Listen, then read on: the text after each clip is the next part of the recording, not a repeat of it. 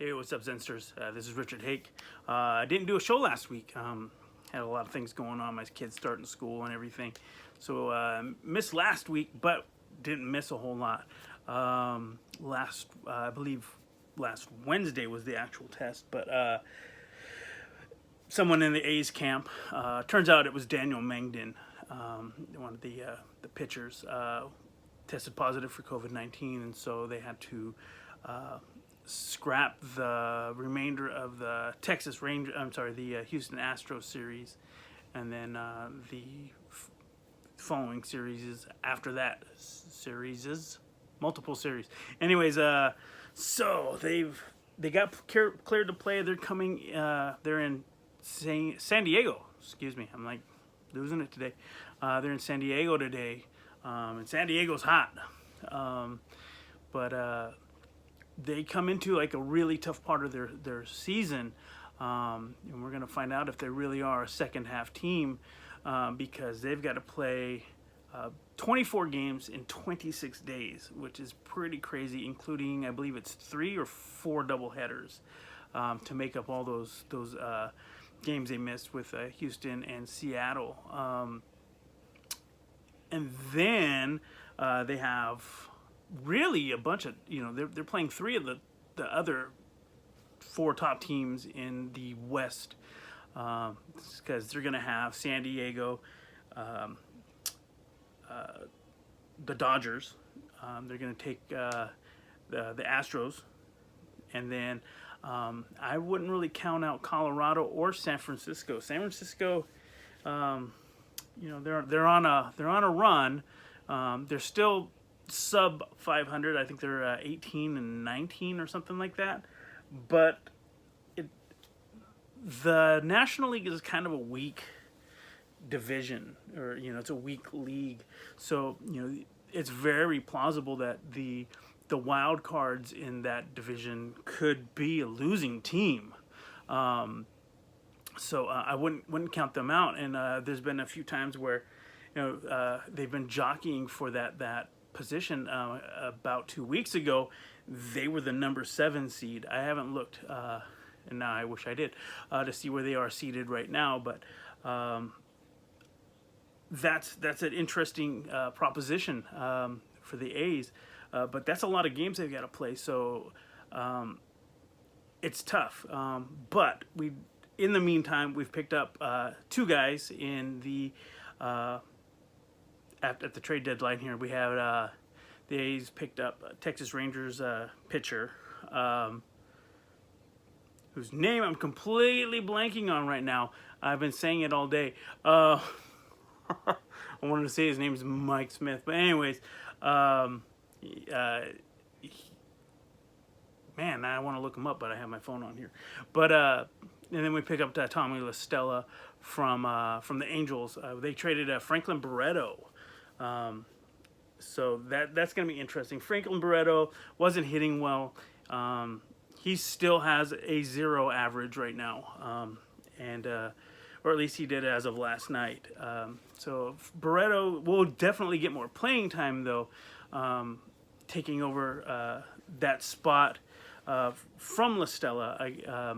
So hopefully, we see good things from him in the future. He's defensively, he's a great player. He's just not been able to hit major league pitching, and he was doing fantastic last season in Las Vegas. Besides that, the new pitcher, guy whose name I can't remember for the life of me right now. I'm still getting used to him.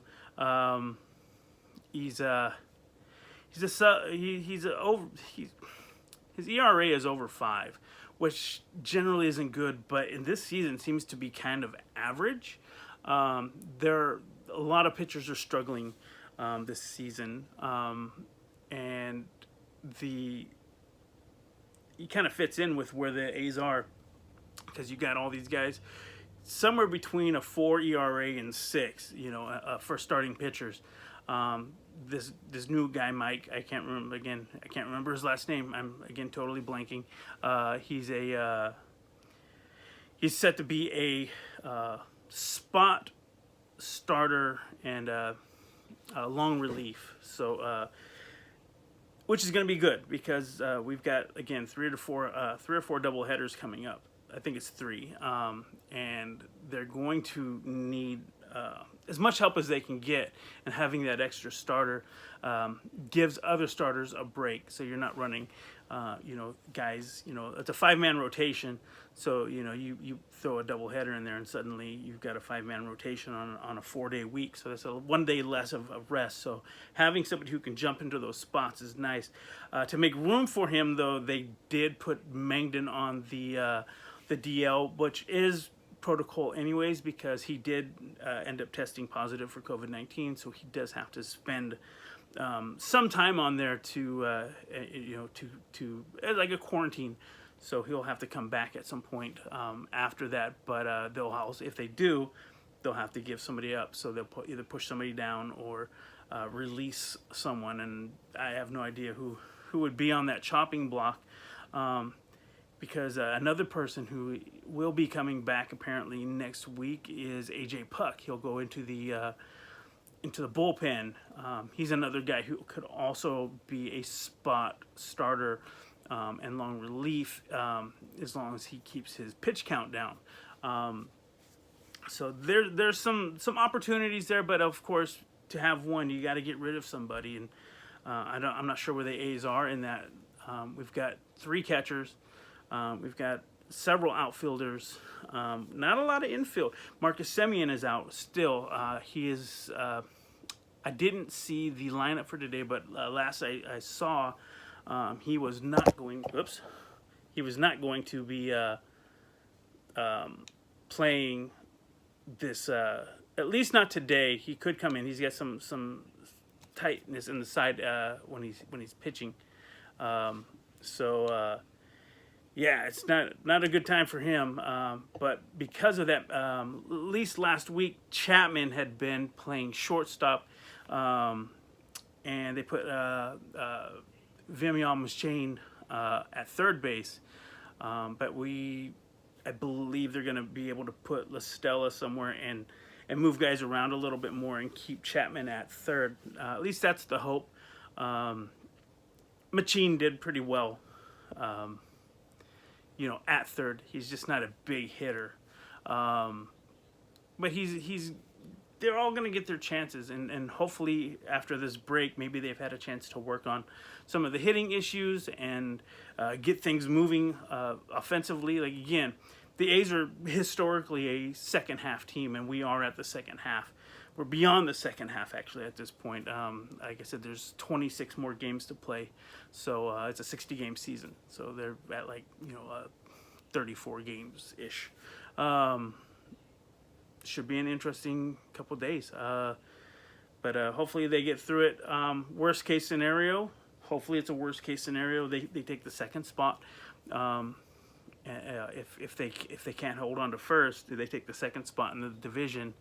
Or even an even worse case scenario is they end up as a wild card, because the playoff setup this year, they're not one and done. They'll become, they'll be a 3-game series at whoever has the best record. So it's gonna be interesting. We'll see if I still don't know what the deal is with the playoff bubble. They keep talking about having the championship series in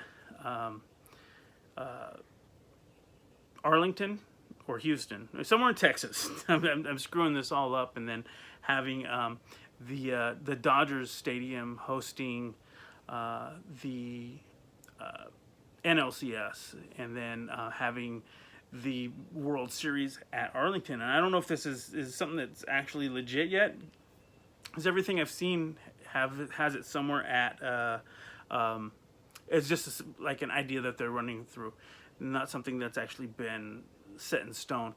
I don't like the idea, mostly because you would be taking the home field advantage away from either team, which is good and bad. Yeah, sure, it's a level playing field, but also, you want to play at home, whether you got fans there or not. You want to play in your home park. That's where and on a personal level, I want to cover some of these games, and it would be nice to be there in person.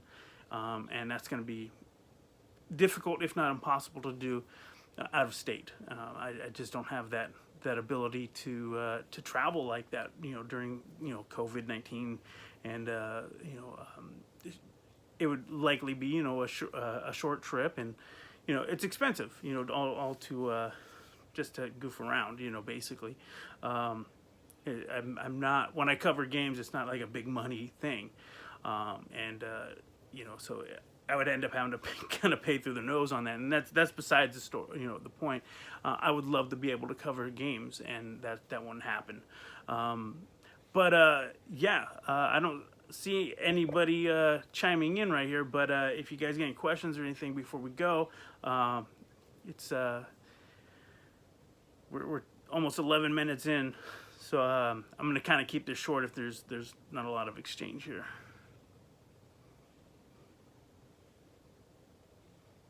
I'm just looking for questions. Oh, everybody's gone. All right. Well, I'm going to wrap this up. You guys, hopefully we'll see you soon.